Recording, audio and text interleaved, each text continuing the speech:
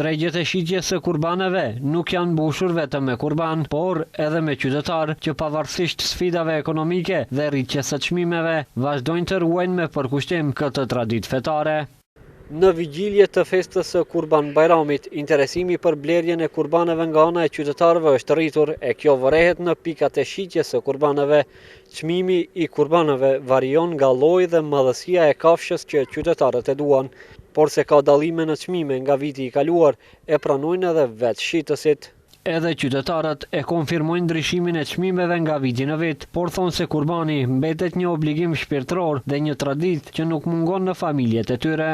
Prejni kurban për çdo vjet? Presim për çdo vjet presim. Si vjet do me thonë do të presni dele? Po, kismet, dele. Ma e vrejni dallimin nga viti në vit? Ka dallim ka. Ka dallim i lun për çdo vjet lun. Shitësit shprehen të kënaqur nga interesimi i qytetarëve, por e pranojnë edhe faktin se çmimet kanë ndryshuar dhe kanë dallim nga viti i kaluar. A ka interesim? Po ka interesim. Ai që ka mendën me ble, vin nuk bon shumë pazar, e merr shkon, Allah inshallah japon kaput. Çmimi ka pak dallim, po malli mirë gjithmonë vlerësohet. Kupton, pe 250, 300, 350, ka edhe 200. Po sipas mallit edhe pazari.